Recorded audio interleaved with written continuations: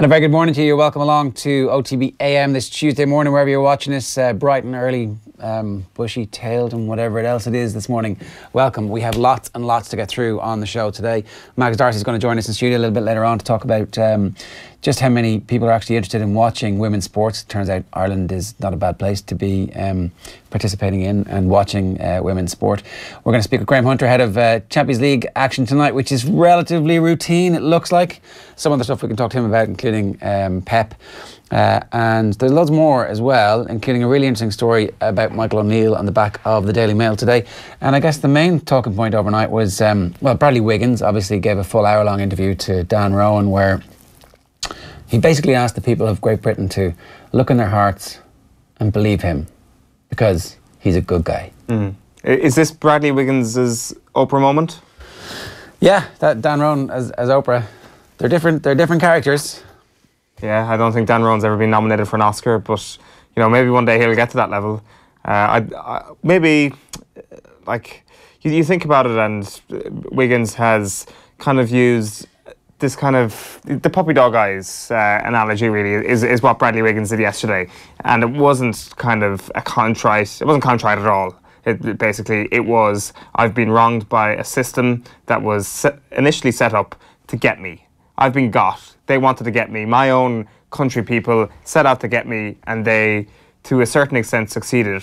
Now it's my turn for justice. Now I need to set the story straight. Now I need to prove that everything you've been reading is factually incorrect. That's what Bradley Wiggins was trying to say last night. If I'd have murdered somebody, I'd have more rights, was the standout line for me. It was like, did you murder someone, Bradley? I did not murder someone, says Bradley Wiggins. Denial. The other big story that has happened overnight is Canelo Alvarez Canelo has tested positive for Clenbuterol, but he's Mexican, and so he can blame it on contaminated meat products. The NFL and the NFL Players Association a couple of years back warned their players, don't eat meat from China and don't eat meat from Mexico because it gets injected with steroids. Trace amounts will show up in your system. You'll get popped and everybody will say you're a cheat. Whereas all you've actually done is had a nice big fillet steak and another one and another one and another one and another one. Just think of the poor farmers who are getting, you know, a little bit more bang for their buck because they've injected their cows with Clenbuterol. And just like Ireland in the 80s. Exactly. So they've angeled us too. Alberto Contador, of course, got popped for Clenbuterol, got a 2-year ban previously. He blamed it on contaminated Spanish meat. Yeah. I'm not quite sure if Spain have the same record as China and Mexico in terms of... I like Spanish meat. It is delicious meat. Yeah. And I'm sure Clenbuterol-filled meat is absolutely delicious. Yeah. I'm sure it makes you feel very, very good. I mean, it actually makes you skinny. Yeah. I mean, I would be selling this stuff. It's like, no, this has been injected with Clenbuterol. It's going to make you skinny. It's going to improve your power to weight ratio. You're going to look ripped. All you have to do is eat some of this juiced meat. Precisely. So, of course, it's Canelo. It is a huge fight coming up, the rematch against Triple G. Yeah. So naturally, there is no impact of this on competitive sport whatsoever. The fight is going ahead as planned, and that's that basically. Yeah, well, he's Mexican and they have Clenbuterol in their meat, so I don't know what the big issue is here. Like, he's definitely not getting any benefit from this. Canelo failed a drug test. I fucking knew there was a reason I lost to him, says at Liam Beefy Smith, who obviously, you know, is a boxer who's been beaten. Canelo, you cheating red-headed wanker, says Billy Joe Saunders. You're Billy Joe. Triple G, let's go, champ. And then Eric Donovan, Cam, this Clenbuterol is serious shit. You can't blame meat. It's like blaming the slice of cake in Amsterdam. If you tested positive for marijuana, I mean, you know, we've all been to Amsterdam, Eric. It burns fat, builds muscle, and helps breathing. If you're consciously taking that, you're out to do serious harm. Hashtag life ban. And ultimately, the thing about boxing is if they have this kind of wishy-washy attitude towards people taking drugs, they are screwed. People are going to die in the ring. A person died in the ring 2 weeks ago. Not suggesting that was anything to do with drugs, but here's the point. It doesn't matter. You're actually, the job of a fighter is to concuss to the point of knockout your opponent. You can do that much better when you're off your head on drugs. Like, you can absolutely batter people. This is dangerous. Yeah, it completely is, but there was also a lot of money involved in the sport, so there was a lot at stake. There was like kind of a brushing under the carpet a cycle that goes on with boxing. It's like, let's just get this fight done, and then we'll address it afterwards. Then the fight happens, and they hug in the ring. Like, that was a great fight. Why were we worried about that thing again? Yeah. And nobody can quite recall what just happened, and then it happens again, then it happens again, and then maybe I know, like, I'm not sure if you're being tongue-in-cheek there or not, but were there to be a very grim situation where somebody who was doped ended up doing serious damage to another fighter, then that's when you'd imagine the world would start to look at itself. And at that point, it's obviously too late. Yeah. Let's show you what else is coming up. Roy Sheahan, fresh from his last man standing victory at the weekend, which seems to have really captured the popular imagination. Obviously, it was being watched by Conor McGregor. The genius in Roy Sheahan called him out in the middle of his post-fight interviews, and sure, McGregor responded straight away. So all of a sudden he's gone from being somebody who not that many people knew about to almost as famous as Burger King. Yeah, precisely. Roy Sheahan was very unlucky, I think, to not make the Olympics in 2008. But was he in the team and then broke his hand or something like 2 months before the Olympics? Because when you think about amateur boxing, you're like, 2008 was the moment where it just exploded onto the scene, when everybody kind of realised that this was our strongest hope of medals every single Olympic Games. And he wasn't part of that cohort of fighters who went to Beijing that year because of an injury, I think, 2 months in advance. We'll ask him about that a little bit later on. But that certainly would have just boosted the profile to no end. But obviously gone professional now. It was only his second professional bout, essentially the quarter-final on Saturday night. His first professional bout was just a bout for the sake of fighting professionally because he needed to get ready for this thing, and then he went and won it. That being said, he was favoured for the competition, so it wasn't like this. I know there was somebody else who was favoured at the start of it. I think he was one of the outsiders, yeah. Okay, I thought... On the night there was a massive bet on a couple of different people. I thought that... I thought Roy Sheahan was favoured going into it a couple of days beforehand, just... at a quick look at the odds of sport that actually did fair enough. Okay. Go ahead at the weekend. All right, you're yeah. Anyway, that the rest of the stuff coming up. Cora Staunton, we spoke to her yesterday after the show was over about a blistering start to her career in Australia. Going to speak with Roy Sheahan, as I said, Max Darcy as well. Graham Hunter coming up in about 10 minutes' time. And right now, we're going to run you through the back pages. OTB AM. In association with Air. Get Air Sport free with Air Broadband. Yeah, that Michael O'Neill story is really the main lead on the back of the Daily Mail. Where else are we going today? Yeah, we'll get to the Daily Mail in just a moment. We're going to start on the back page at the Times. Wiggins, I'm not a cheat, I'm a victim. Britain defends his use of banned substances. Nooses tightening on Team Sky, says rival. It's Martin Ziegler there with a rundown of the story. The BBC interview with Bradley Wiggins yesterday, the main piece of work, Dan Rowan sitting down with him for an hour, and as you can see there, claiming that he is a victim as a result of all of this and that the system is completely out to get him. I'm not sure many people will agree with you on that one, Sir Brad. On the back of the Irish Independent, O'Connell says, don't fear talk of Grand Slam. That's Cian Tracy's piece there. Paul O'Connell, pretty bullish. You can start talking about the Grand Slam now. He says, TV dilemma for Dubs Kerry clash, says Colin Keys. That's been fixed for 4 o'clock on Sunday, and Mourinho admitting that they got a little bit lucky last night in their 3-2 win against Crystal Palace. An unbelievable goal from Nemanja Matic to get all 3 points for José Mourinho's side. Keith Earls doing the rounds yesterday. He's on the front of the sports section in the Irish Times. Earls in a good place heading into crunch part of Ireland's campaign, reads John O'Sullivan's headline. He's also on the front of the Irish Examiner sports section. It's a kind of magic, he says, that's in relation to that slightly odd Keith Barry story that was doing the rounds yesterday. Did once go to a Keith Barry performance in the Olympia, I think, and went with a big sceptical head on me, and he gets a bunch of people up on stage, gives them a chair and tells them that when I click my fingers, you're all going to be starring in your own porn movie. And I was at this tour as well. And they all dry hump the chair and like they go for it. Like, is that just people given the freedom to be naturally exhibitionist, want to be exhibitionists, or is that like hypnotism works? Yeah, no, I'm pretty sure hypnotism works because one of my friends got succumbed into that. Right, was he riding the chair? Into that, yeah, well, she was there with her mother. Oh, she was riding the chair in front of her ma? Yeah, exactly. Wow. Which I would assume is real hypnotism. I don't assume you're like, actually, yeah. I'm going to show him what this is like. Yeah, so, you know, I do think he's got a knack for doing it, and I'm not sure he's been working any of that on the Irish team this week. I'd like to think not. The other one was that he would convince people that they'd won the lottery and that they wouldn't know they hadn't won the lottery until they hit the cold air outside. So I remember like a bunch of people followed one of the winners out, and the look of devastation on his face as he gets outside and realises Balls. He had a Ferrari bought 4 times over inside in that auditorium.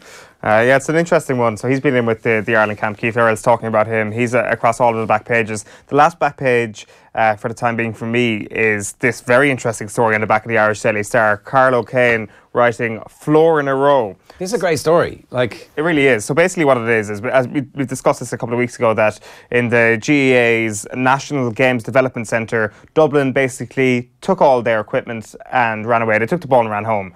And they've moved their equipment out of there because they weren't going to get exclusive use to their own equipment, which at the time I thought was fair enough. But now Dublin have gone ahead and taken out the floor. They've literally taken the rubber tiles, which covered the extensive gym area, to €12 million facility. They are worth 30 grand, these floor tiles. So you're kind of like, you know, if they're worth 30 grand, you're going to take them, until you realise actually the whole process of pulling up a floor and just walking away with that floor under your arm is just completely ridiculous.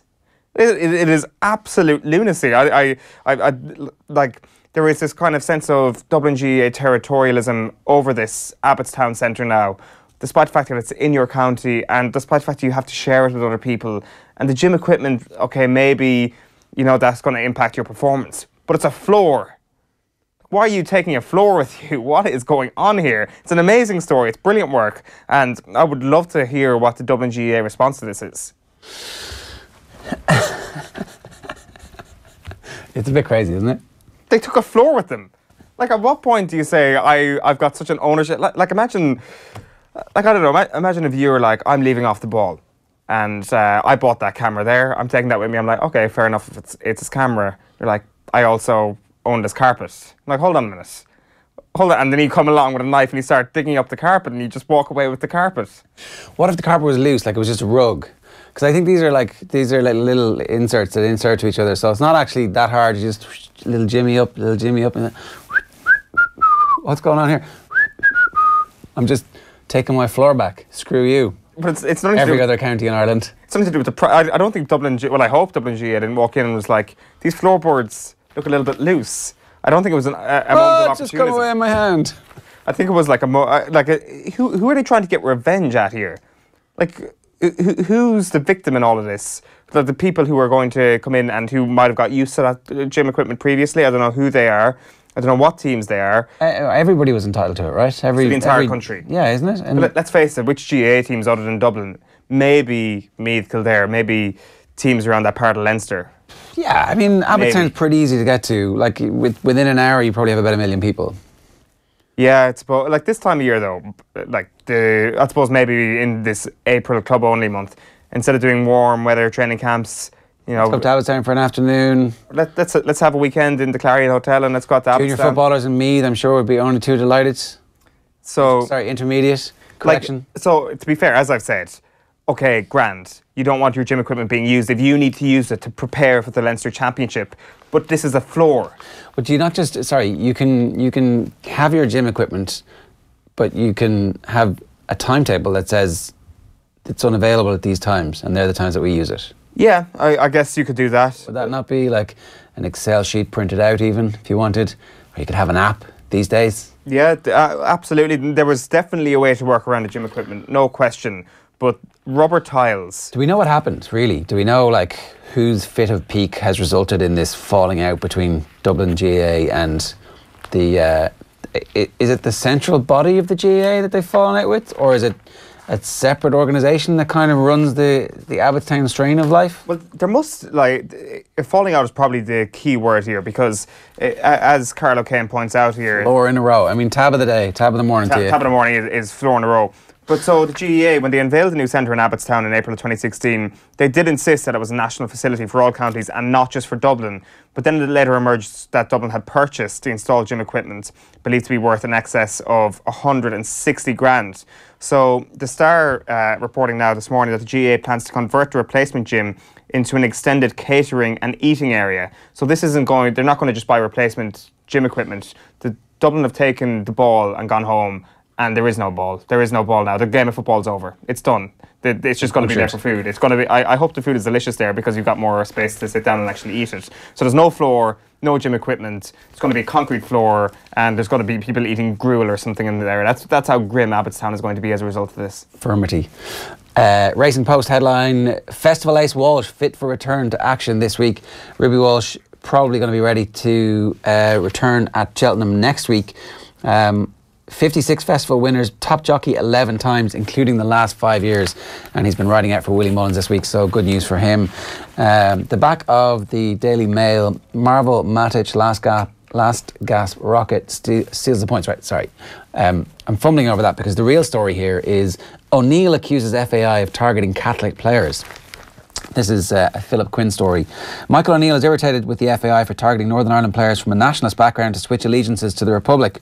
The FAI only ever approach one type of player, Catholic, observed O'Neill, who says that the FAI targeted Paddy McNair because they thought his name's Paddy, he must be, a nationalist. But actually, it turned out he wasn't. And so they had egg in their face when they were like, oh, come and play for the Republic. He's like, no way. The 5 players born in the North currently in the Republic ranks are Catholic: James McLean, Shane Duffy, Darren Gibson, Mark Wilson and Ewan O'Kane. I mean, this is an interesting story. It's interesting that O'Neill is talking about it in these terms, but it's also like, if somebody born in the North considers themselves Irish and wants to play for the Republic of Ireland, we had a massive peace agreement in place so that stuff like this could happen, and it's not that big a deal. It shouldn't be that big a deal. Yeah, exactly. And I've seen kind of reaction to this that kind of suggests that people who are born within the borders of Northern Ireland should play for Northern Ireland, despite the fact that I think the number of players involved in the Northern Ireland squad against Switzerland came to 10 of people that weren't born within the 6 counties. So that would suggest that there's a small bit of double standards going on with regards to this overall view. That being said, Michael O'Neill isn't making that point that people who play for Northern Ireland should just be from people who are born within the 6 counties. No, he's been pretty creative about trying to find players for them. He says, I don't have a problem with James McLean. He was 22 years of age. He knew what he wanted. I have a problem when it's 16, 17 or 18-year-olds having to make a decision on his international future. What is the point of asking a player to change his allegiance, to make a decision about his whole international future and then not pick him? I guess that's the other aspect of this, is that sometimes he suspects the FAI have just been getting players who they're saying might be at some point good enough to play, but then ultimately don't make it, and you've already asked them to make that change of nationality, which you can't reverse. So it's interesting. You don't really hear this coming up too often. He says he wants to sit down with Martin O'Neill and come to a gentleman's agreement on it. Yeah, like just on that point you made there in terms of the FAI getting players quite early and then they may or may not use that player. Like, Northern Ireland have massively overachieved over the last few years. There's no question about that. They have a smaller playing pool. And you look at somebody like Scannell at the moment, who's 26, 28 years old at this point, and he's involved with the Northern Ireland setup after he was invited in by Martin O'Neill to an Ireland camp a few years ago, didn't actually make an appearance, and is now therefore up for grabs again. Northern Ireland have taken him back. So that kind of shows the kind of smaller playing pool, and I suppose they'll reach a little bit lower to grab a player, basically. He's talking about Daniel Devine of Partick Thistle as a West Belfast boy, so that's code for nationalist/Catholic, and would have gone with us to the Euros in 2016. Only he can't play for Northern Ireland because he signed an international transfer, and he says there's 10 other players who have done the same. So, like, I think you just have to leave it up to people to pick what team they play for. And it's unfortunate that maybe there is a larger and ever-growing group of players who won't want to play for Northern Ireland, but, like, so be it, I think. Yeah, like that is the way the tide has gone at the moment. There's nothing to say that Michael O'Neill won't be able to change that back the other way, because he's an impressive man, and he might have the persuasive power to say, look at what I did with Euro 2016. Yeah, and also in his own playing career as well. A kind of Matic name wonder strike completes a huge United comeback. So the first 2-0 comeback from Manchester United since the Alex Ferguson era. A lot of Man United fans at half-time on my Twitter feed last night going completely mental about it. There's no way, Jose's never going to get back into this game. This is crap, it's not going to happen. And then it was like, well, yeah, okay, maybe he's not complete. People made their mind up on Jose, it turns out. Midas Matic touch. Well, but not be Matic Midas touch? Yeah, maybe. But just on your previous point there around Jose seemingly turning this around last night. First of all, James Tompkins plays 2 Manchester United players on side stupidly for, I think, the first Manchester United goal. And the Matic goal, was it Milivojevic who could have closed him down a little bit more? And I don't know what he did. Did he just not know how to keep on running? His legs started moving and then they stopped moving and he was like, I'm just going to stand here and watch this shot fly by. All the great comebacks have these flukes events that happen. That's how football happens. It's this weird sequence of random events that we afterwards go, well, it was clear they were going to come back from 2-0 down because Crystal Palace were tired. Yeah, it's just a crystal ball of smugness. Yeah, exactly. Right, some José Mourinho, £1 million for 5 days' work from Russia today. Owned and operated effectively by Russia as a propaganda arm. But what does José care? He's got the news. For our World Cup 2018 coverage, we've signed one of the greatest goalkeepers of all time. But there was one more question. And by the way, who's going to be our coach? Guys, I know you are nervous. It's a huge tournament and a huge amount of pressure. Cameraman, you have to dominate the center of the pitch. But I'll be with you, and we'll show the world the great game, the greatest game. You are the rock at the back, nobody gets past to you. We need you to get down the wing. Let's go!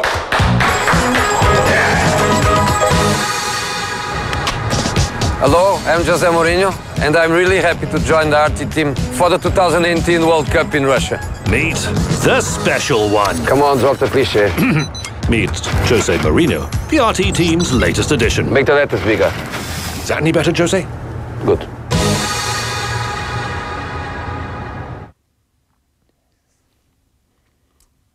I feel kind of weird saying that's kind of funny. Because saying that's kind of funny is like, yeah, well, propaganda's good. Vladimir Putin's got a great sense of humour, that fella. What was José talking about after the game? Have a quick look. Last night. I know what you are writing as a consequence of yesterday, but Chelsea is a fantastic team. Chelsea is a fantastic team. And looks a bit strange because you all know that we had problems in the past, but it's quite ridiculous that I have to say how unfair is to speak the way people is speaking about the English champion. He's still the English champion. So Chelsea was strong against us. They start very strong, and they created difficulties in that initial part of the game. And tonight, I think Roy was strong. We were expecting them to play with Riedewald in midfield and to play Sorloth on the left. He come with 4-4-2 and 2 aggressive strikers all together, strong in the air, then dropping back to defend our first line of organization. Roy was very good. So I don't even want to blame my players and say the start was not good. The start was not good because they were good. Yeah, relatively straightforward analysis from José Mourinho. Other teams can play well against us. That happens. This is football. Making the point that Chelsea had a good start against them. Crystal Palace had a good start against them. Yeah, we can expect more of the same on Russia today throughout the year. That's where I'm going to get my streams throughout the summer. Just, I don't know, is there like a free service that you can get in Ireland? Friend of the show. There is, it's on Sky. Yeah. So I'll be watching that for José Mourinho's straight-up analysis. I think he's trying to be Roy Keane. I think he'll try and model himself on him when it comes to the punditry. It's like, I'm straight talking José Mourinho, but in actual fact, it'll just be really boring straight-up analysis. Let's move on. Tonight, there is some Champions League action. Not quite as exciting as it might have been, although it's not a complete dead rubber. Dani Alves says that he wants his team to be able to make some history tonight. Graham Hunter's on the line. Graham, good morning to you. Hi, Ger. Listen, it's very, very rare I disagree with you on anything. But this is an exciting tie, and if you watch the patterns rather than simply fixating on the scoreline of the first leg, you know that Real Madrid need guts and intelligence and a really big performance here to eliminate Paris Saint-Germain. This is a 90 minutes that's well worth listening to or watching. Well, tell us then, because the assumption that they can survive without Neymar, is this like some kind of sense of maybe the team was over-reliant on Neymar and actually everybody raises their game? I honestly think that the key thing about Paris Saint-Germain, irrespective of this tie, is whether they are a team, a squad, a unit whether they are hard-boiled enough to do the things beyond what the star power allows them to do in League One, the League Cup, and the French Cup. Anybody who argued on your show that Paris Saint-Germain are better off without Neymar, deserves taken outside and being manacled to a stockade and mocked for the remainder of the day in the rain. But team games are about that ethos, and I do expect it to be a rallying, for absolutely certain.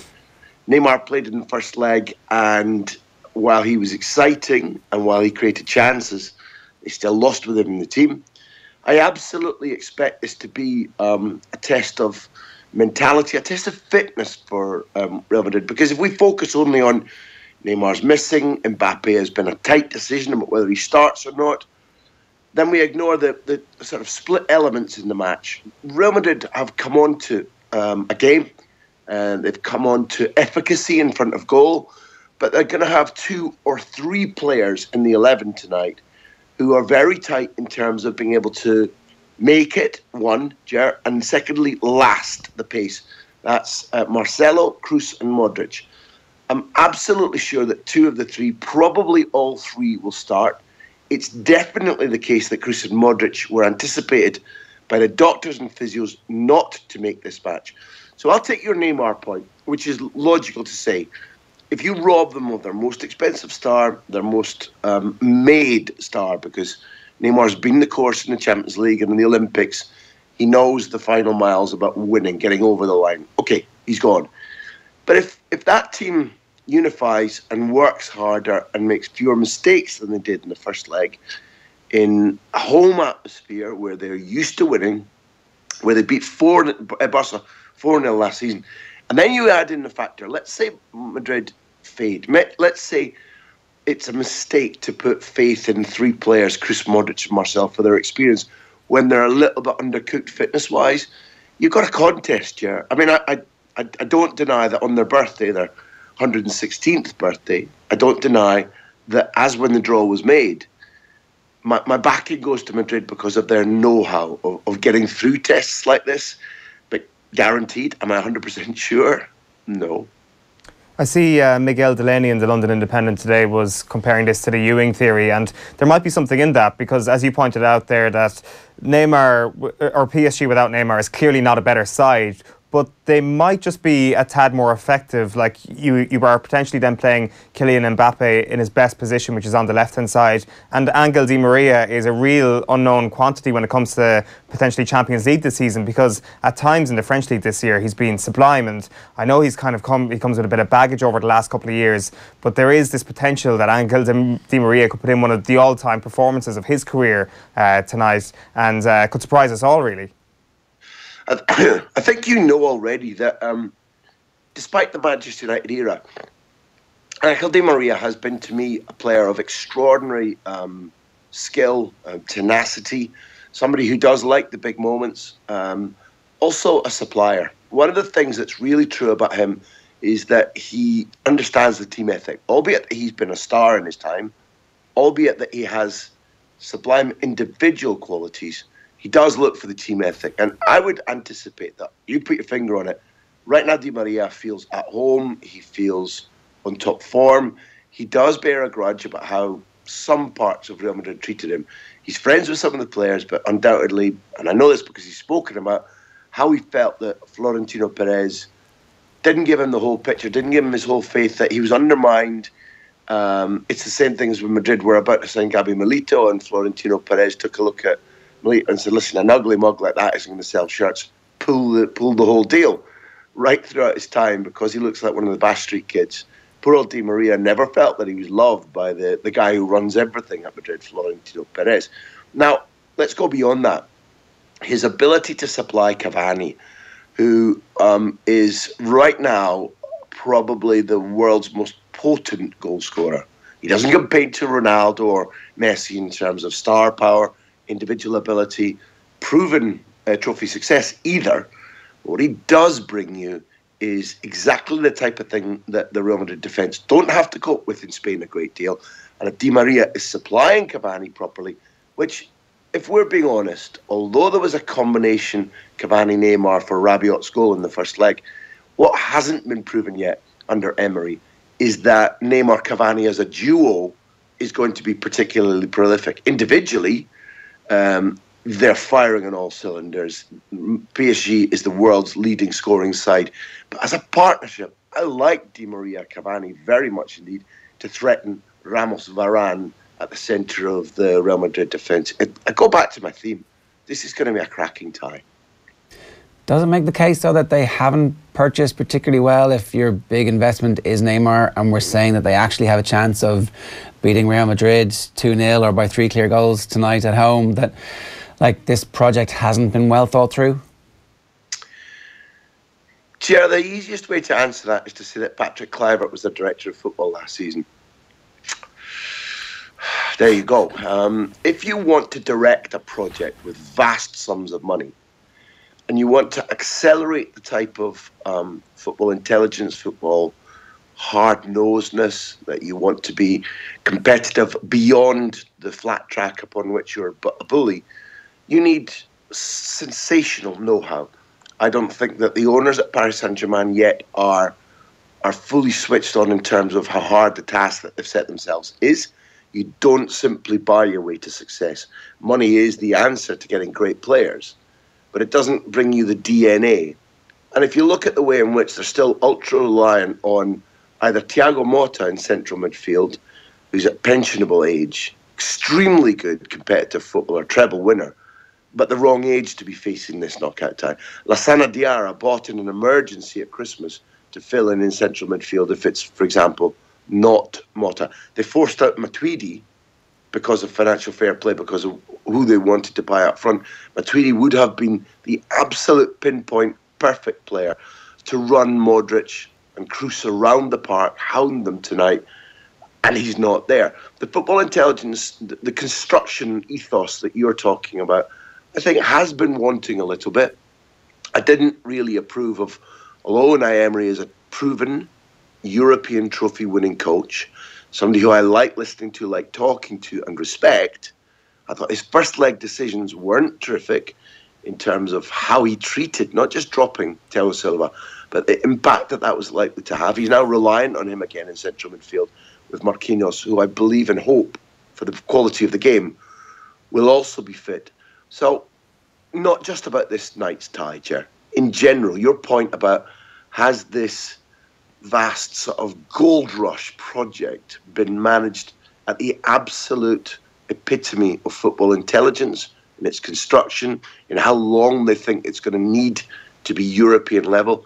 The straight answer is no. In terms of Madrid tonight then, do we expect Gareth Bale to start? You're a mean fella. I could have given you 10 names, but you went for the one that I wasn't sure of. I think it's feasible that he starts, but I don't think it's guaranteed. The power of the BBC at the weekend was shown again. The acronym that they use here for Bale, Benzema, Cristiano Ronaldo, the BBC, has become something of a marketing ploy, and it ignores the fact that not only are they three fantastic players, but at their fit peak, they play very well together. It's a powerful trio. Last week, about this time, Bale was about to set out in a game against Espanyol, which damaged him badly. Benzema and Ronaldo were rested. It was a bitter, cold night up here with sleet pouring on them. Zidane wanted to rest certain players, including Casemiro. It was, at best, 2/3 strong side. And what it needed, given that Bale was starting, was an FA Cup attitude, and he didn't show it. It really was, one of the worst games I've seen Bale play in a Real Madrid shirt. And that hurt him. So I think there is a possibility that instead of Isco or Asensio, who the fans definitely want in the team ahead of him, I think Lucas Vazquez is a possibility. He's been, over the last 6 weeks, probably Madrid's second best player after Cristiano Ronaldo, who's been scoring freely again. His work rate, his power, his commitment to the cause, like Angel Di Maria, his team play, his ability to score and assist. He's made his case, Ger. Let me put it as simply as that. If Bale starts, because those three played really well at the weekend in the win over Getafe, Bale hit the post, had another great effort saved, scored the opener. He was much better than he was last week against Espanyol. But I think his case has been undermined. And if you were to phone me and read out the starting 11 from the Parc des Princes tonight, and you said to me, it's Lucas or even Isco or Asensio ahead of Bale, you wouldn't shock me, Ger. Do you think there's a chance that if tonight's game was in the Bernabeu, there'd be less of a chance of Bale starting, simply because, as you mentioned there, the fans would be getting on his back a little bit, whereas there's that lack of pressure of, I guess, getting booed, essentially? I'm not sure, is it that bad yet, Graham, that there could actually be vocal and audible kind of criticism of Gareth Bale from the stands, but obviously he wouldn't have that in power, so potentially that would strengthen his case for starting?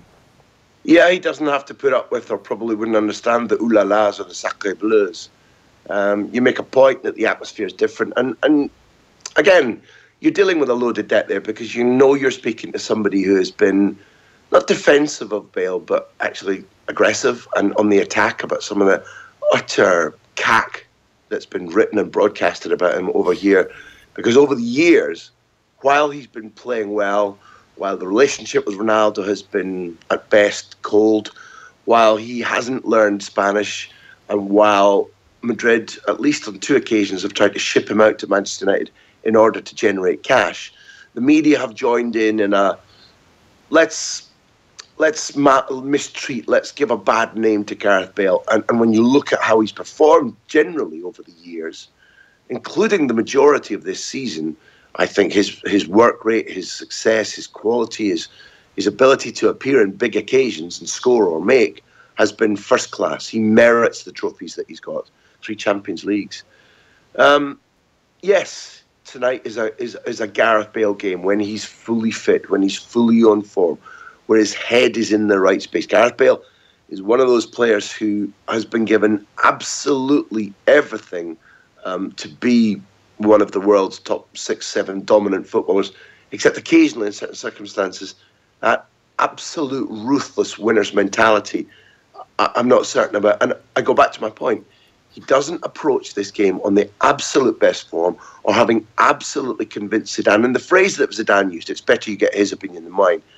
When he dropped him the other week, 3 games ago, Zidane said, Gareth has to learn about the team's importance. That's work rate we're talking about. That's when you press, when you drop back, what team shape you keep. Now, in a midfield where Kroos and Modric are probably medically fit, but have missed training and probably don't do the 90 minutes if they start, does that mean that Lucas Vázquez's energy and absolute commitment to tackling and harassing and pressing make him a possible starter ahead of Bale? Yes. But your contention that Bale on the break, Bale's power, Bale's pace against Paris Saint-Germain as they're pushing forward to try and close the goal gap, does that make him a candidate to win the tie, not just start? Yeah, but I back your argument for sure. How does Zidane see it? That's my doubt. One last point. I mean, the notion that Zidane's job is at risk is something that we've discussed before, and we've talked about how ridiculous it is. In any other club in the world, you'd be like, oh, well, this guy probably has a job for life, but we know that's not the case. So is that not the other thing that actually sharpens Madrid's resolve tonight, just to make sure that they slam the upstarts at home and put in one of those great European performances that we expect from a team as festooned with greatness as this Real Madrid team?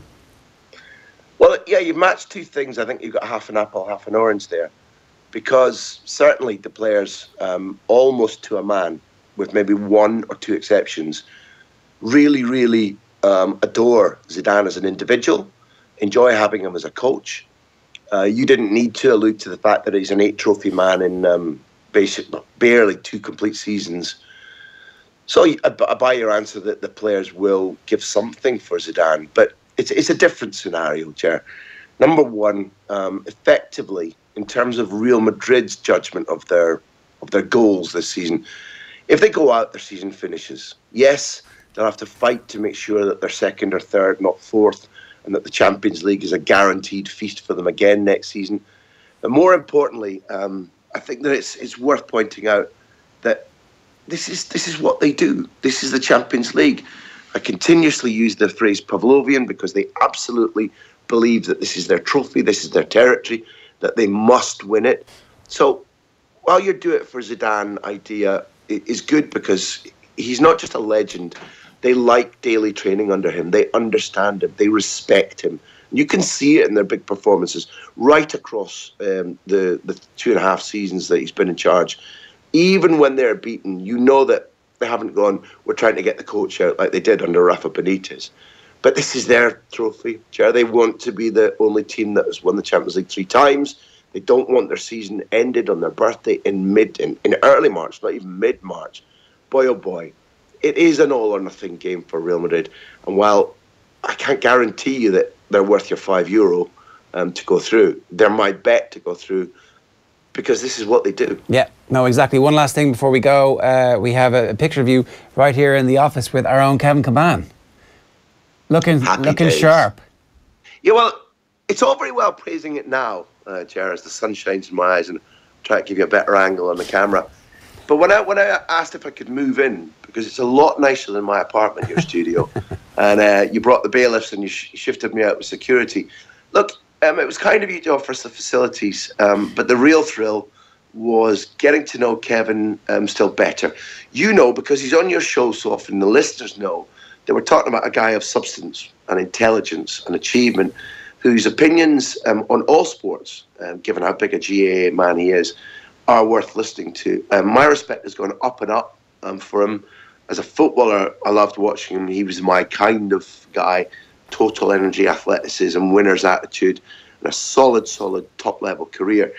But listening to him now, meeting him now, I like him a lot. The socio interview for the big interview series that we run was very successful. But, you know, things about people's background interest me. He made me laugh about his escapades on the local golf course, nicking golf balls. My respect for people who have had to work their way up from a background where things weren't easy. When you hear a modern-day footballer in an era when they can earn millions and millions in half a season, to hear him say, listen, we learned that life was tough and that you had to push in life because we didn't have food at the weekend. We didn't have electricity or gas at the weekend. And then you ally that to what you saw when he was becoming, a record holder for the boys in green caps? Very near it, at least. Somebody who had an elite level career in the Premier League, irrespective of whether the team he was in was going well, whether he got on with his coach or not. He had a rough time at Sunderland.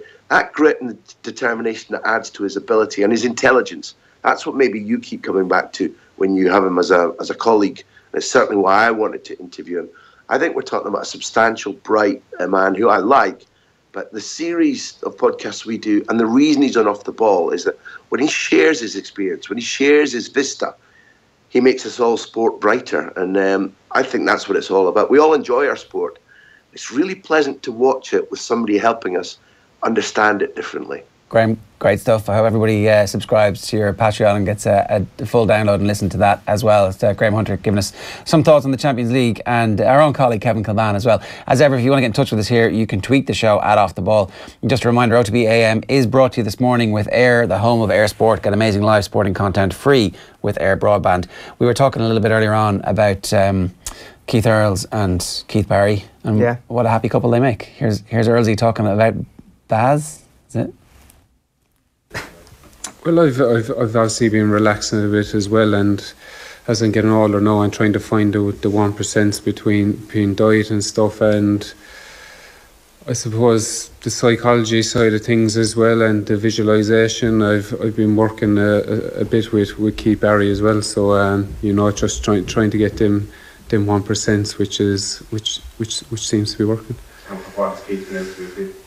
Look, I don't want to get into detail. We just, he knows the brain better than anyone, and just in terms of visualisation and stuff like that. But as I said, it's down to everything between diet, looking after myself, having the balance of family life and work, and obviously the working on the mental side with him, and obviously Enda's here as well, working with him, and combining it all together.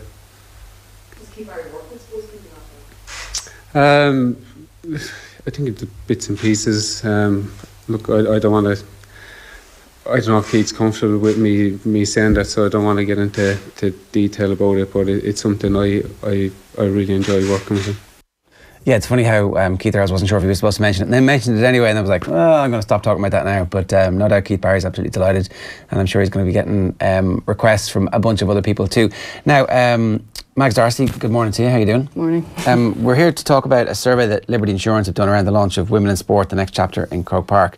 It turns out that Irish people are actually interested in watching women's sport and in going to it, and they're doing it in bigger numbers than the UK. But it also turns out that there's quite a bit of room for growth in this. And that's kind of the most interesting thing I took from the top line of the survey yesterday. Yeah, listen, we've had this conversation probably over the last 5 years with Liberty, because they've, year on, year out, they've conducted research, and year on, year out, again, the numbers have increased, which is great. And in terms of where we are in competitive to the UK, our numbers are high in attendance, but there's always a conversation to be had. Can we go a little bit deeper with this, and can we keep improving? If you bring this the whole way back, Ger Eoin, like, I suppose I was doing a bit of research over it myself, and I know this may sound ridiculous, but I'm just putting a theory out there, is that back in 1933, women were oppressed in a sense where they were actually taken out of the workforce if they were married and put back into the home, and it wasn't until 1973 that they were allowed back into, mainstream reality in a sense. 1974, Ladies Football Association was founded. 45 years later, we have the biggest attendance for a sporting event, female sporting event in Europe. That we've come a long way in terms of where women in society and then women in sport have come to. In terms of viewership figures, attendance figures, it really comes back to getting that exposure and having that awareness and informing the general public of the sports available to women. I think that's kind of the most interesting part about this for me, is like diagnosing women's sport as something that is actually really young and saying this is its own thing, as opposed to the constant bullshit comparisons with, well, this is the men's game, this is the men's sport, and these are the figures that the men's team are getting. It's completely pointless. Yeah, it's chalk and cheese. We're not as progressed because we haven't had it in society, full stop. So we kind of have to take a helicopter view here in a sense, and we've come a long way. Now the Camogie Association, on the other hand, has been in existence 130 years. So we do feel as well that we've a lot of work to do there. But I don't know if you've heard about the news that the memorandum has come out within the last week, that there's now going to be joint up thinking, and that's going to be huge for women in the game, where we have shared resources and shared levels of expertise and facilities. What does the memorandum mean in practice? Because obviously there's been years of negotiations and talk, and just to flesh this out for people, the idea, the GAA does not include the Camogie Association and Ladies Gaelic Football as it stands at the minute. And there has been a thought over the last half decade or so that it would be a good idea for the three bodies to come together under the umbrella of the GAA, essentially. One family, one community element, So what does it mean on the practical level if the memorandum actually takes hold and works for clubs and for kids going to play GAA? What difference does it make? I suppose there's two elements. There's the administrative side of it, and now this is my understanding as a player. It'd be administration and then the development of the game on the ground. So on the development of the game on the ground, you'd hope that we'd get a substantial financial backing in terms of coaching development and grassroots through the schools, and that we get the same level of expertise as coaching right the way up through underage into our teenage, and hopefully that will keep girls in sport at the teenage level, because we see a significant drop off. That were the stats that we researched last year. So hopefully that will progress, I suppose, girls staying in sport, and even if it's not GAA, it's just in sport, staying active for your mental and physical health. And then administratively, you'd hope that the men's county boards, for instance, that the women's county boards, as much of expertise that we have, that we can always keep learning and growing and develop, and if we can learn off their structures, tidy everything in together, what we have is then a format where we'd have joint fixtures at county level, at the inter-county, and hopefully this will funnel down to grassroots and clubs, is that we have an idea where we could play before the men, play after the men, whatever the case may be, but our game is being exposed to a greater audience. Thereafter that, you'd hope that we'd have shared resources and shared facilities. So, the buzzword of centre of excellence is around the country is always there, but do all women's teams have access into that? We don't know. In Wexford we do, and we're very thankful for it. So now I suppose it would be in writing that we could possibly have access to that at a given time that we need it. So sharing that resource, sharing the gym resource, that if there's a gym located within that facility that we've access to that, so that will bring on our own skill development as well. Sharing in terms of nutrition, all these levels of expertise that we'll be exposed to, that hopefully, like, that we've not been exposed to before. Yeah. How important is it that the Camogie Association doesn't get, I suppose, too institutionalised within the GAA? Because when you look at certain things like championship structures, even the hurling championship have moved essentially in line with the Camogie championship, and I know you've spoken about this to a certain extent, that playing Camogie games on the same day as hurling championship games is now possible because the formats are close to identical almost at this point, and I guess that's kind of a good sign of the independent thinking that goes on in the Camogie Association, and maintaining that is key as well. Like, of course, the funding and the exposure are very, very important, but having your own autonomy is also relatively important as well. Yeah, I agree. But it's great to see men were learning from women over the last couple of years with the change in format. If you look at the Division 1A and B in hurling anyway, and Division 1 in Camogie in the league systems, there's only 1 or 2 teams within Camogie. I think it's Meath is the only exception, that we're all the same counties. So, like, ideally, I'd love the idea if we had a complete structure where we all funnel in and play relative teams at the men's and the women's game. That would be excellent. Yeah.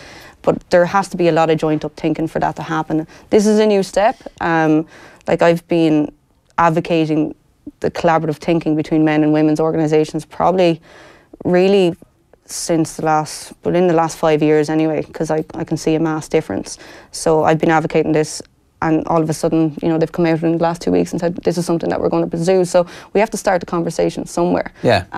If we were to change in line with the structure and the fixtures for the men's game, I think that would be a positive move, but that's my viewpoint on it anyway. The point about 73, 74, there's a lot of old thinking to be chiselled away within organisations. Like, you still hear stories of like senior women's teams being put to back pitches because the minors have a training session, and you still hear stories of like the facilities in clubs around the country that the showers aren't turned on for the women, they're never hot.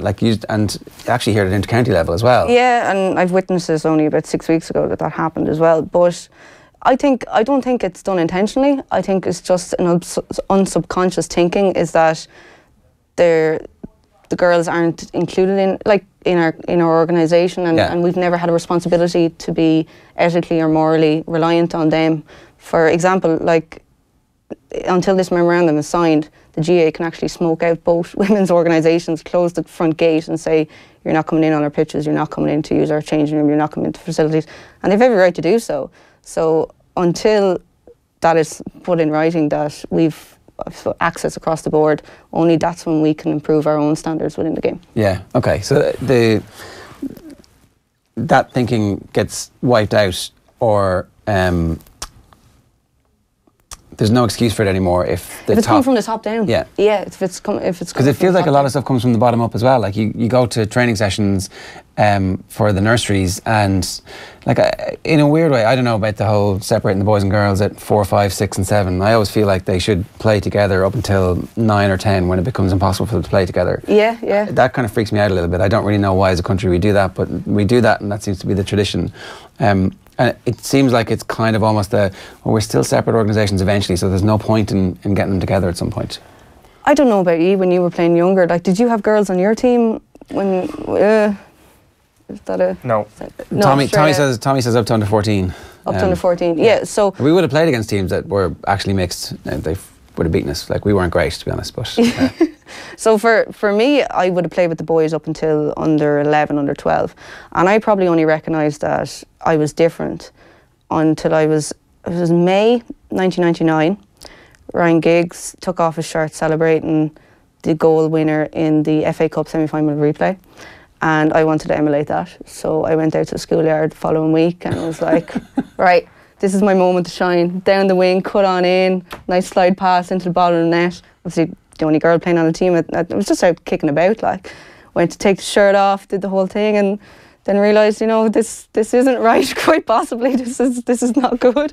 I was playing with the men's hurling team at the time, and then confirmation came, and I realised, okay, it's different. We must go our separate ways now, But I learned a lot from playing with the men, and I think that's where my skill development came on when I was younger. Yeah, but I also think that the lads benefited from it too. Like, this isn't just a one-way street where we're, you're injecting the women's game in to give it some kind of fake boost. It's like men and women interact better when they spend time together, as opposed to being separate. And Yeah. Men and women together are great. Yeah. Would it be fair to say that, I suppose, from Martins all the way up to Wexford, it'll be a fairly progressive environment anyway? Just, I'm basing that solely on success, given the success you had at inter-county camogie level, and I guess maybe if that was the case at Martins as well, obviously manifesting itself in your first camogie county title last year. Yeah, in first ever. Yeah, so we had 9 cups on the table with our dinner dance or whatever over Christmas. So yeah, it was great. And just from having open thinking, we would kind of share pitches regularly with the guys. There would be shared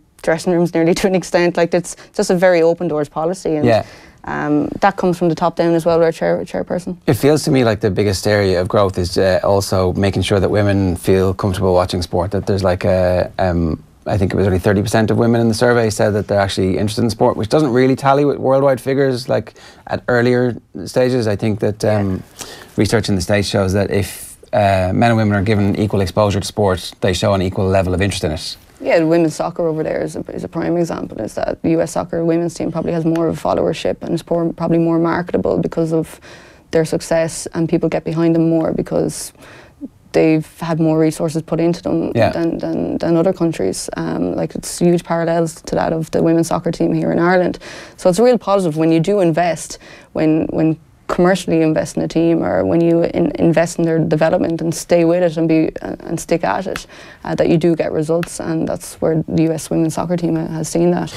But But back to kind of our own game, and we do get a lot of that question, is that why aren't women supporting women in a sense? And it's maybe down to the fact that it's just changing that consumer behaviour a little bit. Is that, yes, we do see a lot of women at men's games, but at the same time we need to maybe push the two games together and say, you know, there is equal skill level here in the women's games, and it's as entertaining. Or if it you know, with the women's games, for example, we played Galway. It was 2 weeks ago at this stage with the snow out, Sunday 2 weeks ago, and our men's team played prior to that with Clare, and there must have been about 1,500 people who stayed behind just to watch the women's game because they have an appreciation for it. Yeah. But it won't happen overnight. Like, you know, that needs to continuously happen in order for, instead of being 1,500 and 1,600 following, or 1,650, and that gradually grows. So there is this element that we need to have women's games exposed more to that audience. Yeah, and we all need to do our part in the media as well by actually engaging with the people who are playing and by covering the games in a more meaningful way. Like, yeah, and there's nothing worse as a player than being involved in a crap game and loads of people staying up after as well, and you go, oh, Christ,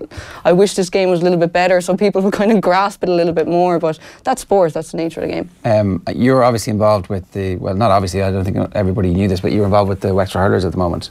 Yeah, it's a new role I'm after taking up, and I'm thoroughly enjoying it. So I've lost kind of power in my right elbow at the moment through injury with the club last year. So I'm just working away trying to get that fixed. Is it a nerve issue or? Yeah, tendons, nerves, it's all twinkled up. So even lifting the kettle at the moment is a bit of a difficulty. So anyway, it is what it is. I'm getting it addressed, and I might be looking at surgery. So I just have to look after myself at the moment. But this opportunity presented itself, and it's different, no doubt, to have a woman involved with a men's team.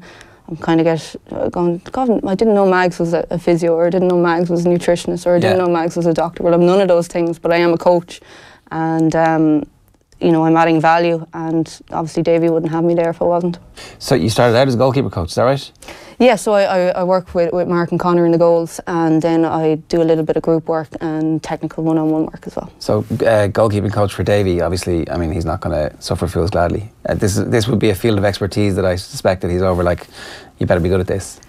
Yeah, and as I said, he wouldn't have me there if he knew I wasn't adding value to the setup. So I'd be quite meticulous in terms of my own performance, and I'm a very competitive person, so I'd be looking for different elements of a goalkeeper's game and trying to get gains within those areas. And I think if we can bring, be it in business or in sport or in personal life, if you can bring yourself up a little bit of percentage in all elements across the board, you know, you're always going to push yourself on and improve. Where did you learn your coaching? Like, so is the coaching courses that you've been on the standard GA ones, or are there specific camogie ones? Or I've taken both, but really the things that I'm using is, I don't feel that you should be training or coaching for just to cover the drills that are put down on paper. I suppose I've 16 years inter-county experience, and I literally use all kind of those real-time scenarios, both top 3 inches mentally and physically within the game to get the best out of covering all aspects of goalkeeping.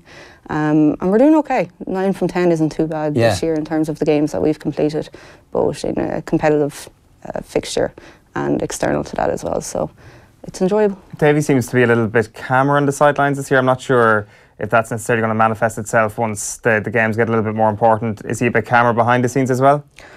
I don't know, maybe it's the Wexford air, or we're giving him too many strawberries. I don't know what the case is. But listen, Davy's a great guy. I think we're maybe a little bit similar in ways, and that's why he kind of not sees himself in me, but we're both very competitive. We're both very honest people.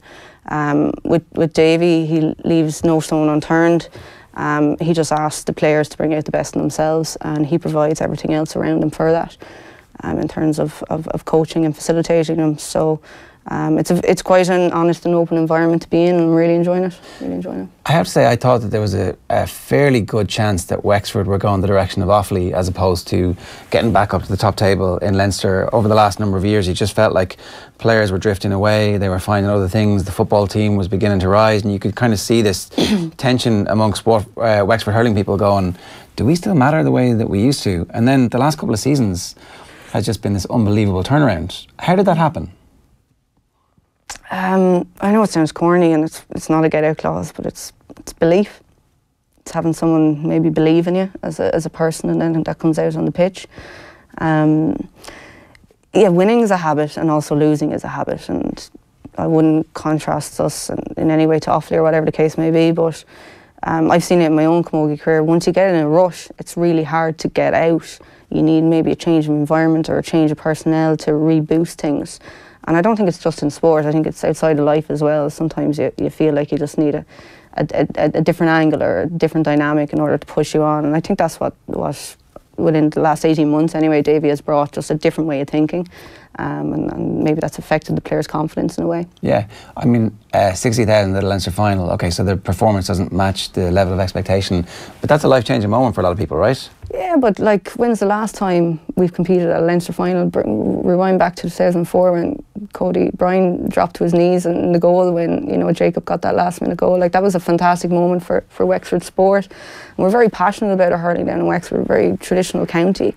And that overflows into the camogie game as well, Ger. So it's good to be back there. There's a real buzz about Wexford. You know, it's you're kind of going down, and it's a topic of conversation, and it's a great place to be at the moment. Yeah, I was going to say, it must be unbelievably exciting to be a Wexford hurling fan at the moment. Yeah, and you know, we're kind of in an unknown hemisphere, but you know, we're just working hard. The lads are working hard and just pushing on. Is the buzz replicated with the camogie side? Because I was watching the True Blues documentary last week, and there's obviously that moment where the Wexford people are fairly bullish ahead of that Dublin All-Ireland quarter-final last year. Well, I don't agree on that now. Don't be throwing me under any bus. Well, I suppose you weren't actually playing in that game, were you? You were off all last summer. So, are you actually going back in with Wexford Camogie this year, or what's the plan? It's the injury pending, I suppose. Yeah, and that's pretty much the black and white of it. Martin Carey has now taken the reins, and he's a very positive, open guy, very straightforward, and I really like that about him. I met with him at the top of the year and just told him my scenario, and he said, "Listen, the door is always open." And I said, "That's great, but if I'm going back in, I want to work for it." Like, so I really have to see how this like, if I can't hold a hurl, I'm no good to a team, and I'm not going to go back in there just for my ego, just to say I'm Wexford Camogie's #1. Like, if I'm no good to anyone, like, it's no good to the team, and it's no good to Wexford. And so this is why an opportunity has come up in the other realm of coaching, and I've taken it. But Martin comes from great stock in Kilkenny. His brother's obviously DJ, and his sister's Katrina, who I would have followed as well because she played international hockey. I would have kind of looked up to her in a sense when I was younger. So he's brought in, again, like I said earlier, it's just a change of dynamic, a change of energy, and the girls have really come out of themselves this year in this year's league campaign. Now, unfortunately, we lost to Galway, and that was the decisive factor in order to get into the semi-final. We're in a very tough group with Galway and Cork this year. So they have progressed on to the semi-final. On the other side then, you have Limerick, who've made strides this year within the league campaign. Dublin would have felt that, you know, a little bit disappointed and vindicated that they didn't push on further after their success in the championship. So it's going to be a very positive semi-final. So you've Galway, Cork, Limerick and Kilkenny.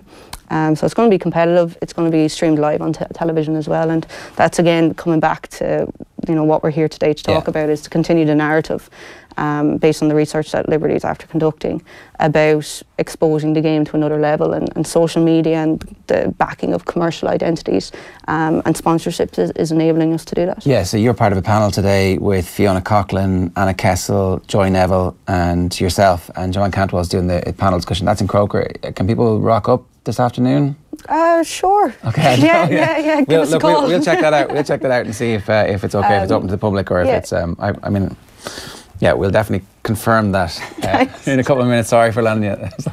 I'll have traffic control outside. That's the type of stuff that I'm supposed to actually know before I actually ask them. But look, I think this is the findings of the report can be sourced online. It's International Women's Day on Thursday, so this is just a precursor for the event on Thursday, Ger.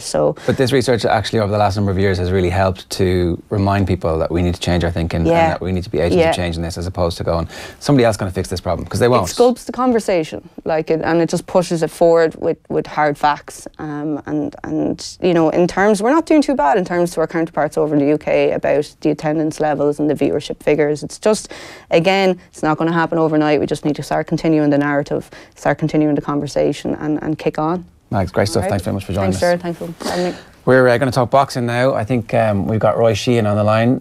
Roy, good morning to you. How you doing? Good morning. I'm great. What kind of a couple of days have you had? The last 2 days, well, I was just tapering down. I haven't been training, as I won the last man standing Saturday night. Absolutely brilliant. Great buzz here around the tie and all around Ireland, and the support I'm getting is unreal. But I'd love to do it all over again. Yeah, I mean, I guess after the fights as intense as they were on Saturday night, you must be feeling a bit wrecked now after the adrenaline disappears and the pain starts to set in. Yeah, well, my hand is very sore, my right hand. I have a few lumps on my head and that, which you get from fighting the 3 fights on the night. The lads that fought, Vladimir Bluski hits hard. JJ McDonough had a great fight with him. These 2 boys are big bangers, and I got caught with a few shots, but that's boxing, The soreness is there, but it's not too bad. As I was training heavy the last 6 or 7 weeks, I was doing the format of the last man standing in the Oaks gym in Dublin. I was sparring 3 rounds with an opponent, come back out, waiting for 10 minutes, get back in for 3 rounds, get out for 10 minutes, get back in for 3 rounds. So I was going through over this over and over the last few weeks. So the pain isn't really there, From your own perspective, just how important was this? Because obviously it's a huge one-off opportunity. There won't be another last man standing probably at your weight division. They're going to move around the weight divisions. And so this was a big, it condensed the opportunity. It presented itself to you, and you either had to take it or decide, actually, you know what, I had my chance and I didn't take it. Yeah, I was approached last year, and I was told about this last man standing, and there was a good amateur to come in to mix it with the pros, just to spice things up. So I wasn't sure over the Christmas and that. I have a job, as I have family, I needed a wage every week, but I always wanted to have a few pro fights. So I think this was the best opportunity to come into the pro game and to have fights, and of course I could win money as well and help me out on my journey now again. Right, I presume everybody doesn't know this, but you lived down the street from Eric Donovan. The two of you came through the ranks at St. Michael's together under Dom O'Rourke. You reached international status together. You travelled the world together, and it felt like both of you didn't quite end up fulfilling your potential as amateurs. Is that fair? Yeah, of course. Me and Eric were like, that's how I got my name, the Joker. We were two messers, we were known as two messers all our lives. But Eric is my best mate growing up, and we travelled the world together. It's a great story, as we grew up together as kids, and we boxed all over the world. It's absolutely brilliant. But Eric has his own journey now, and I think Eric will go on and win a European title. He's very skillful. And if any young lad whoever wanted to sit down and look at his talent, it is brilliant the way he just throws his punches and his footwork, everything. Eric has it, I think he will win a European title. And for me, I'm not really sure where I'm going or what I'm doing right now, but I would like to continue on pro and see how far I do go as well. I wonder, did he act as a bit of inspiration for you, though, that over the last while you could kind of see him making his own decision to get back into training and to fall back in love with boxing? And did you see a bit of that and think, actually, you know what, I should do this last man standing? Yeah, of course. Over the last year to Eric Donovan and Davy Fitzgerald, that was from my club as well. The two of them in the pro game, they're absolutely doing brilliant. And of course, I want to get in the mix of things and get back in there as well. Yeah, I had to do a few pro fights before I hung up the gloves, and last man standing was the best opportunity to do this. And now the money that can help me to go on and further fulfill my dreams, And I have an Irish title shot. Who knows after that? Could European level, world level? I'm not sure. It also, I guess, proves in terms of Donovan's path that, I guess, age is just a number to a certain extent when it comes to a boxing trajectory, especially when you haven't been boxing professionally before, because you haven't taken the amount of punishment throughout kind of a heavy professional career. And you've had, I guess, to a certain extent, a mid-career hiatus, despite the fact that it wasn't your own decision to a certain extent. And I guess you're mentally fresh now to go on this journey wherever that may take you. Yeah, of course. But now people know my name out there, Sheahan, and if there's any people that can try help me, sponsors and that along the way, because that's what you need. As a pro boxer, it's hard to make a living, it's hard to make money, especially people if you have kids. And I travel up to Steer Oaks Gym in Dublin 6 days a week there the last 7 weeks. So there were 6 days I was travelling up there every day. I have to hand up money for my kids. So it's very hard, and people don't know the hidden costs. You have to pay trainers, you have to pay the gyms, you have to pay people to wrap your hands. It's very hard, But hopefully this is an eye-opener for people, and they can sort of help me along the way if I do decide to go further. Yeah, you were speaking as well to Oisin Langan, who was down there for Off the Ball, reporting on Last Man Standing at the weekend, and you were talking about the importance of this event being on terrestrial TV and just the amount of exposure that gives. And I guess it's an interesting environment at the moment with certain boxers not being allowed to talk to media in the Republic of Ireland, and there's real opportunity here that somebody like yourself could really become somebody that the whole nation here via the media really gets behind. Yeah, of course. Well, the exposure the other night would just prove that, and have the support here in Athy is amazing, and not only in Athy, in Ireland, England, everywhere. It's absolutely brilliant, and I think it's going to help me a bit along the way. Well, hopefully it does help me and fulfill the dream, because I do want to go further, and I just proved to myself the other night that I am up there. Like JJ McDonough, he's the Irish champion at the 76 kilo there the other night. I had a good fight with him. Luke Keeler is the middleweight champion. I don't know, he's going for a European title. So I don't really know. I don't know when I'm going to get this Irish title. Do I have to be pro boxer? I have to hold a license for 6 months. I'm not sure. But if I do, I want to move fast in my boxing career. I want to have a 6-rounder, 8-rounder and 10-rounders and title fights straight away. I'm not afraid of any of the big names out there, so if they want to come ahead, I'll fight them, no problem. We're just putting pictures up there. You're celebrating in the ring with your son having won the final. An amazing moment, really, I guess, that you do get an opportunity to go back and experience exactly what a big night like that is like. Yeah, it's absolutely brilliant. See, my son he's always saying to me, Daddy, how can you not fight like Eric? And can I walk in the ring? Can I come in the ring with you? And can I hold your belt coming in the ring? And this is my son since last year. He's doing that. And he goes to all Eric's fights. He loves it. But Eric's sons do come in the ring and that with him. That's why my son was coming into the ring. He's like, he loved every bit of it. And it was great for him as well. It's great for my other daughter as well. Brilliant.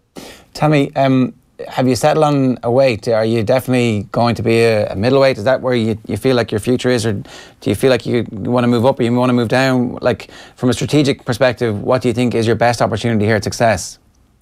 I'd be going down to 72.5. As the last man standing, I was a bit light for that weight. I was only getting into that ring about 76.1 kilo, a kilo over the weight the day before.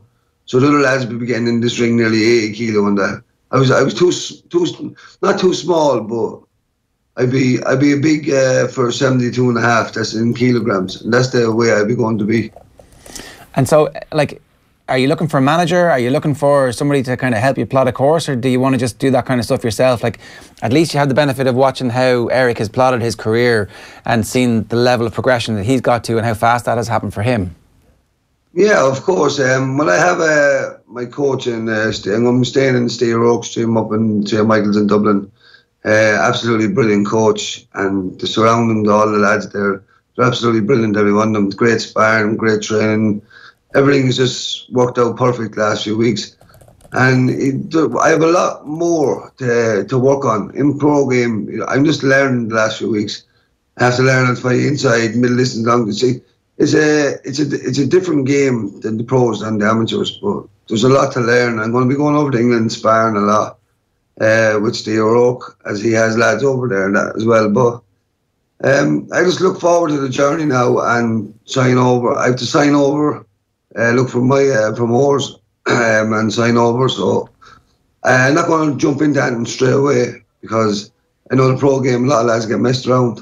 Yeah. Do you watch a lot of boxing on that level, Roy? Like, who are your influences? Like, you've mentioned Eric, obviously, here, but in terms of on a worldwide level at the top tier, I know, like, middleweight might not necessarily be your future. That's obviously a very, very deep weight division. Like, who are your influences? Who are you watching, and potentially the very top level that you could get to?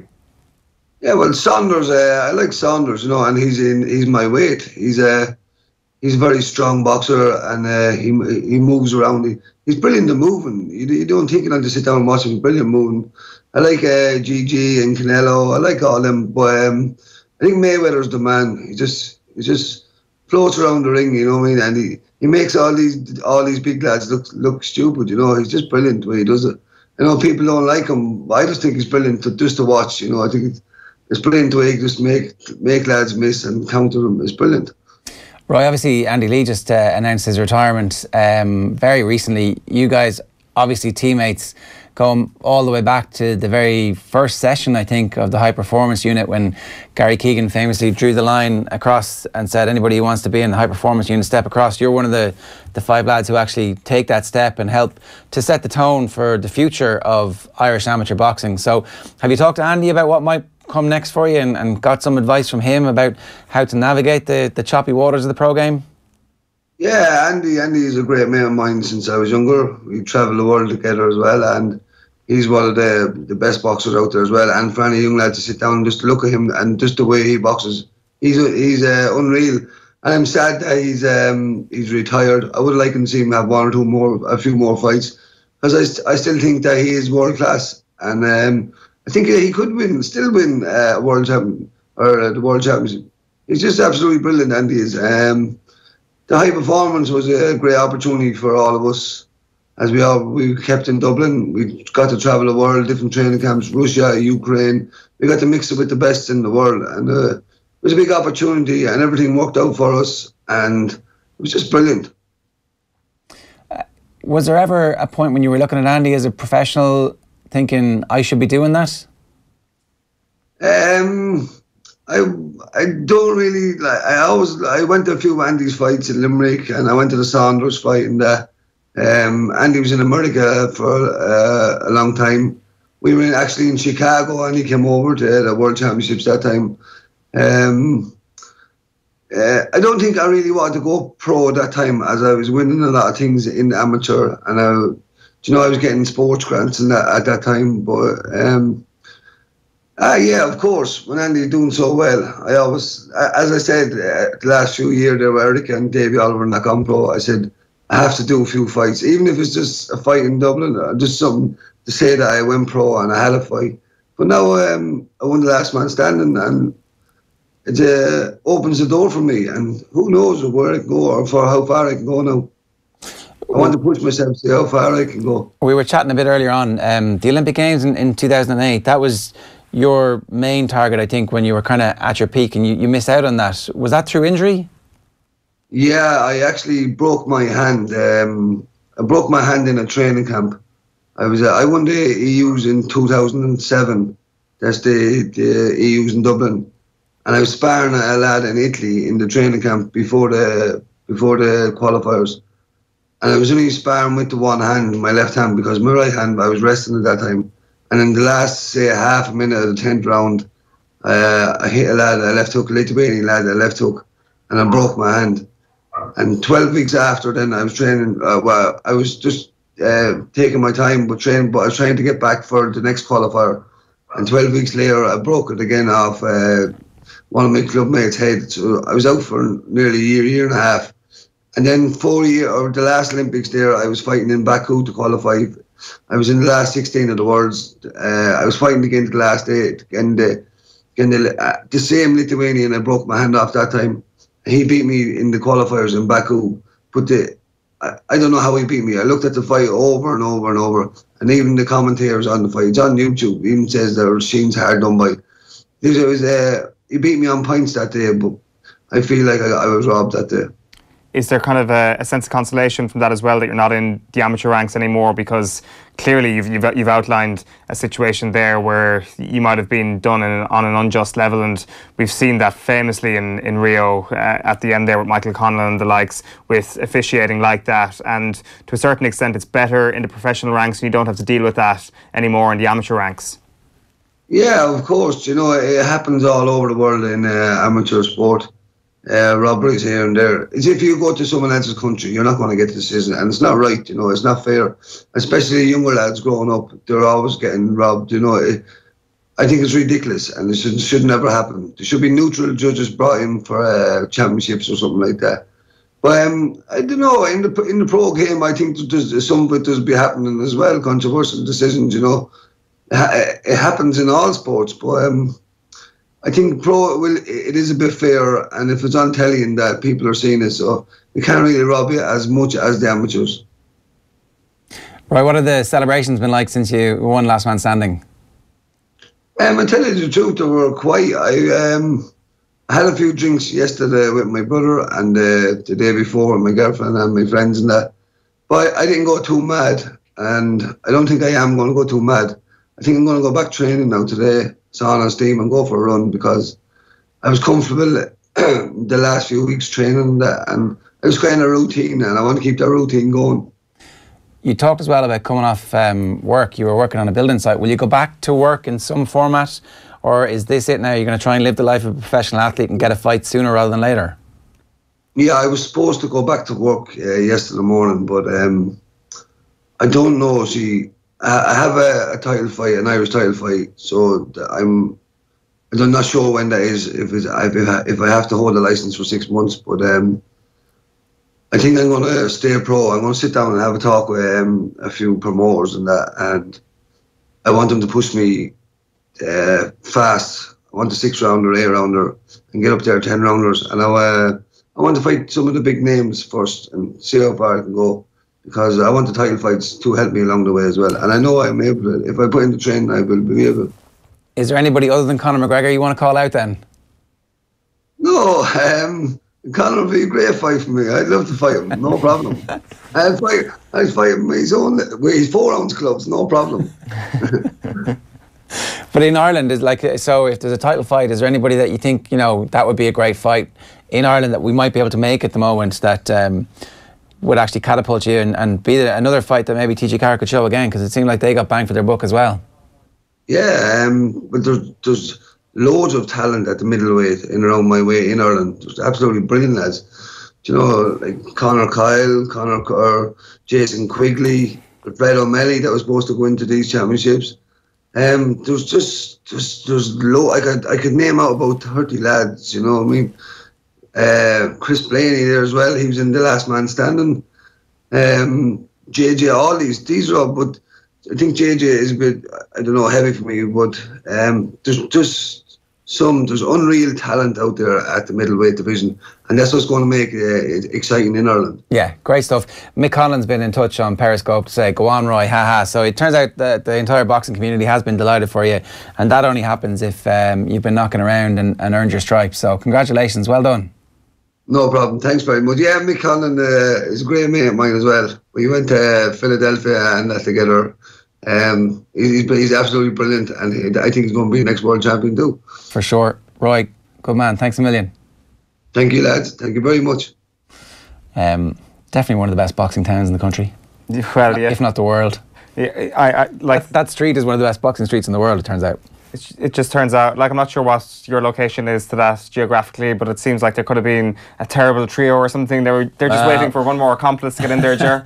I think David Oliver Joyce has already got that, yes, of course. that one set up. So, but there was a World Championships where two of the lads reached the last 16, and I was like, they were actually the only boxing club that had that many into the last 16. So technically, they were the best boxing club in the world at amateur level for a short while. Did you ever box in the boxing club? I did not. Like that's a big missed opportunity. So anybody can go now and take fitness classes from Eric Donovan. That's one of the things that he does down in the boxing gym in the boxing club in St Michael's in Athy. So you can kind of see the benefit of having that there over 2 or 3 decades, and it's like unbelievable work just done by a couple of volunteers that kept it going, and it got it started again in the 70s and 80s when frankly Athy needed something like that to help, and the benefit is that you see people like Roy, even at this late stage in his career, maybe finally beginning to fulfill some of his potential. Yeah, it's a great story. It's great to see it on terrestrial TV as well, because I think he kind of pointed out there it's a little bit inaccessible at times, for sure. Of course, we're in the age now where everything is accessible, and if you know how to go about it, you'll be able to watch all the boxing in the world. But I guess the times when a sport can really take over and can really capture the imagination is when people who aren't ordinarily into the sport are flicking around on a Saturday night and they stumble upon this thing and they're like, I really like this character. It's too mainstream a sport to capture the imagination on the sporting level, but in terms of characters, like you see Roy Sheahan interviewed on TG Carr on Saturday night, you're like, that's a guy I can get behind. No, totally. Pretty much all we've got time for today. A huge reaction to our Mags Darcy interview. We'll obviously cut that up if you didn't miss it and stick it up on youtube.com/offtheball, and make sure you subscribe to our YouTube channels for extended versions of all of our top content. Coming up tonight on Off the Ball, Eddie the Eagle Edwards and James Richardson. That's an interesting pairing. Very different characters. I'm sure they're on together, are they? No, they're on slightly different times. That's a shame. Yeah, and then tomorrow morning, Oisin Langan's presenting OTB AM. Johnny Ward's going to be in studio, so football and the start of our Cheltenham previews are coming your way. But the final piece for you today is a piece we've done with Mayo star Cora Staunton, who is, of course, absolutely flying down under in the women's AFL. We caught up with her after training yesterday. Here's how it went. Hey, Cora, it's Ger Eoin here. How are you? Hey, Cora. Can you hear us all right? Yeah.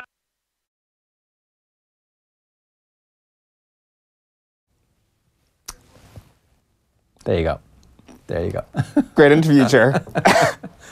I really like that part where you asked the cutting edge question. Can you hear us? Yeah. That's the bit about doing these shows, that, you know, you can get screwed if people know how to record stuff the right way and just go, what are you doing? What? Could have been worse. I always remember people, you know, these mistakes happen in TV sometimes, was the excuses that would get made. And it was like, Jesus, I'm glad those people aren't flying an airplane. But it's us this time who are badly flying the airplane as we crash land. Just navigating around things that when we realised we're flying way too low. Yeah. That's what's happened there. It's just... We basically didn't take off. We got stuck on the runway to a certain extent. Kind of thankful for the snow. That nervous pilot who looks outside his window in the morning is like, I don't want to do it. Thank God my flight is called off today. I don't want to do it. So, but unfortunately your flight did take off there, Ger, and it didn't leave the runway. And we're going for one more pass. There's a bit of sun out. It's glistening. Here's how our chat with Cora Staunton went. All right, I'm delighted to say, all the way from Australia, we have Cora Staunton with us. Cora, how are you getting on? Yeah, good now, good. Just finished up recovery for the evening here in the club. So obviously had a game at the weekend in Perth against Fremantle. So happy with the win and looking forward to next week play again on Saturday down in Canberra. So it's a big game for us. We need to win our next 2 games to try and qualify for the grand final. And how is life as a full-time professional athlete treating you? Yeah, good, yeah. I'm enjoying it. Obviously not having to work 9 to 5, Monday to Friday. It's something different. And obviously being in Australia in the good weather is good as well. Yeah, enjoying it. It's very challenging at times, quite frustrating at times, trying to learn all the skills of the game and trying to learn all the education around the game, the rules and everything like that. It can be quite hard, but really enjoying it, especially since we got into game time and since after Christmas. I've thoroughly enjoyed it, and the games have been coming thick and fast, and we're into week 5 over us, and game number 6 is on Saturday, so looking forward to that. What's the biggest change in terms of skills? What when you've found, like, what has been the hardest, the most difficult skill to actually acquire as you've gone along? Yeah, I suppose coming over, I thought most of the game would be pretty similar, and I thought obviously the ball would be the biggest difference. Yeah, and while the ball is the biggest difference, probably the biggest skill to pick up, there's so much more. It's the education around the game. When we play football at home, you'll have the game plan and you'll stick to that game plan and you'll know what to do. Where here they could have 10 different game plans and 10 different scenarios for different stoppages and where they are around the pitch and what you're meant to be doing. So to try and pick up all that, it's very, very hard. I'm probably in the easiest position as a forward and as an inside forward to pick it up, because there's not as much to learn if you're a midfielder or a winger or even a back. So that from that side of it, I found it difficult to pick up all that. Skills wise, yeah, it's certainly the kick, to master the kick, and especially the shot for goal is probably the most difficult thing. The next thing maybe then is probably the tackle. Even though I've played a bit of rugby, it's still probably a little bit different to rugby. But yeah, I'm picking up everything. Every gym of training, I suppose it's a school day, and every match I'm learning something new. And being allowed to use your body and allowed to be physical and allowed shoulder and all of that. Just to remember that when you're out there can be quite difficult, because you're just playing off your instinct and you end up just playing like a Gaelic footballer rather than an AFL player. I think a lot of people have seen the images last week of you getting that bang to the nose, and you broke your nose, I think, after that. How is the nose, and is that kind of indicative of like a harder edge in the AFL, or is it pretty much the same as Gaelic games? No, I think it's probably a little bit more physical to the Gaelic games, but it's not too much more. I suppose that was just unlucky. It's not that we get a load of girls with injuries every week. The tackle is well over.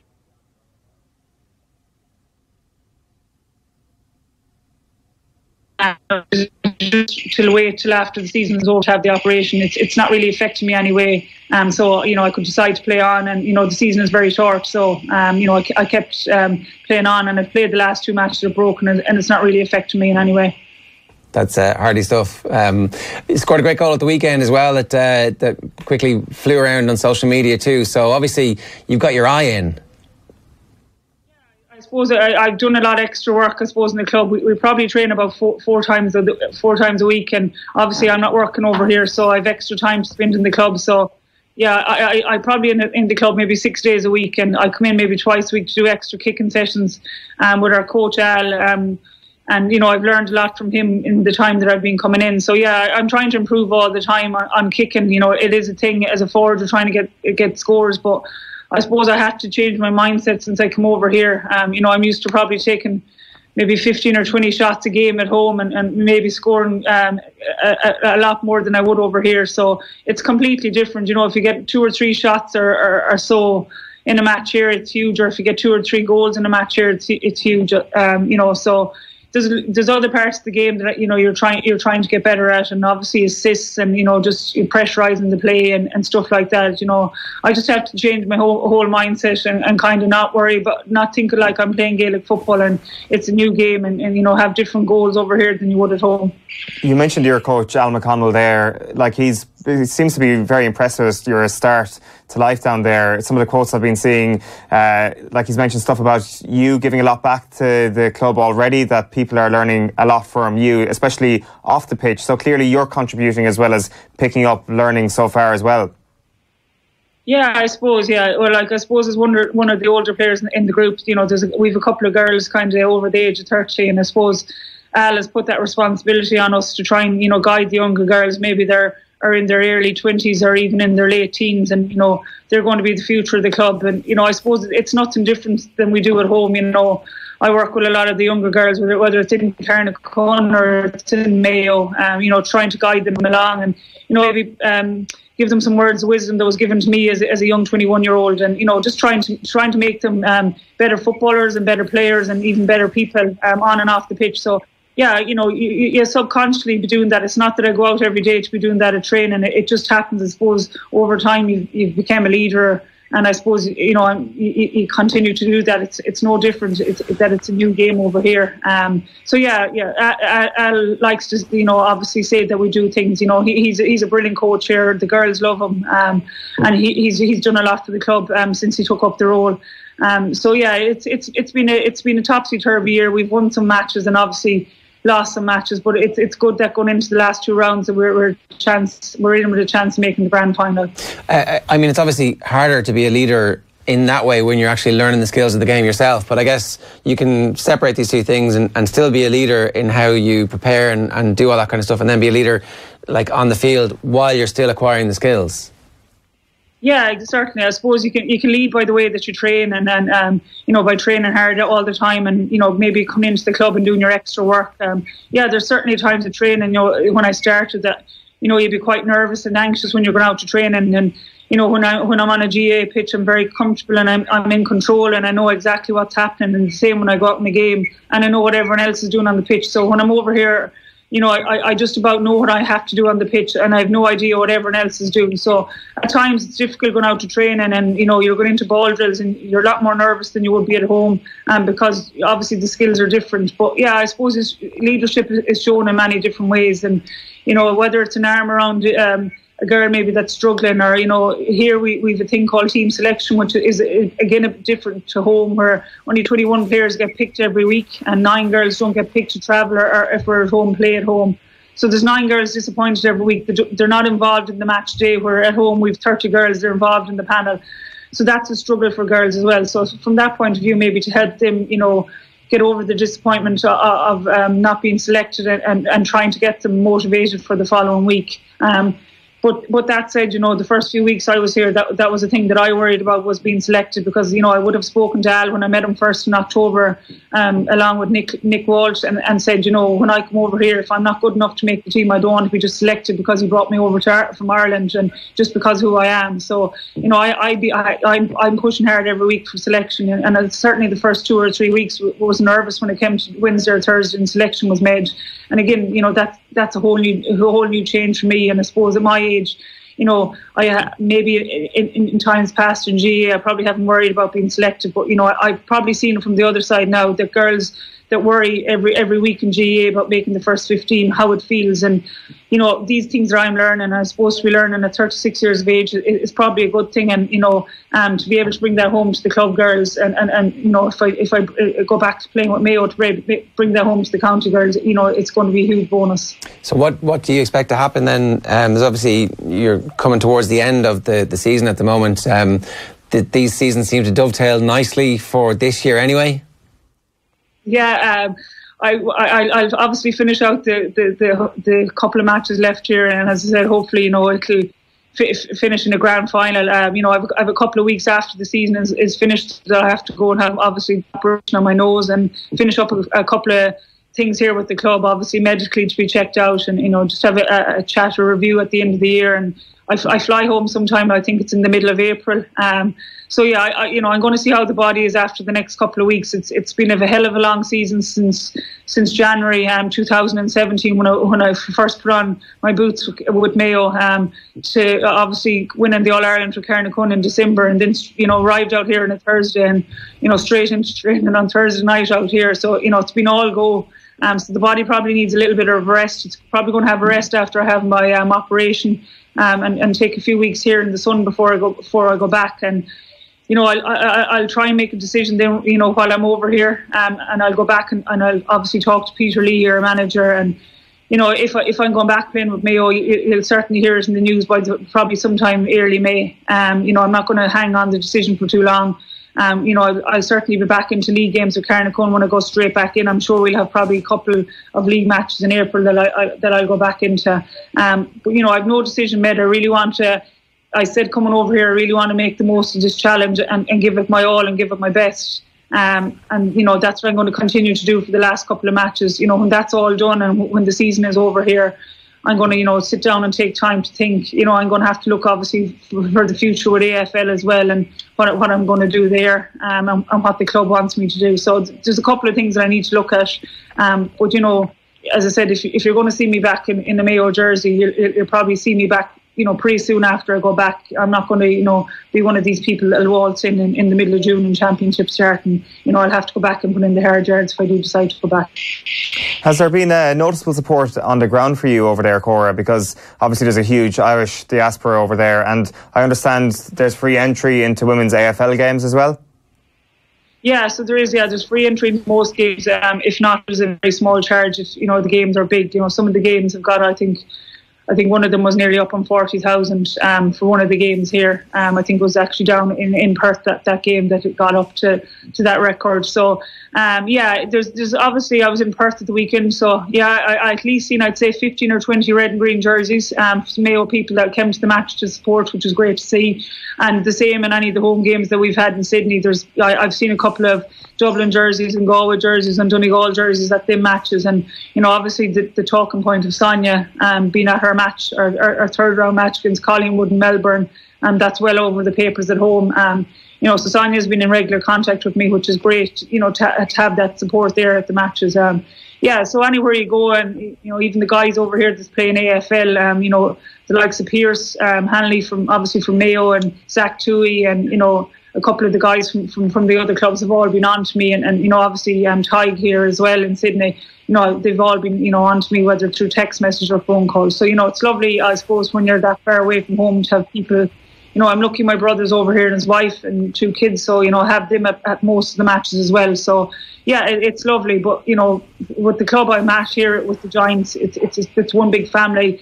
I never thought, coming from a small area in Mayo and from a club like Carnacon, that I'd ever come to another club that you could say that you felt like that you're at home. And every day I walk in here and I feel like I'm at home and, very, very, very well looked after. And I think that's the ethos of the club. And, it's certainly shown right throughout any time you walk in here. And it's certainly shown through Al, our coach. I've been hugely welcomed and looked after since the minute I walked in the 5th of December. And, it's a credit to the Giants. That's their ethos, to build the club on his family. And, it does feel like a big home over here.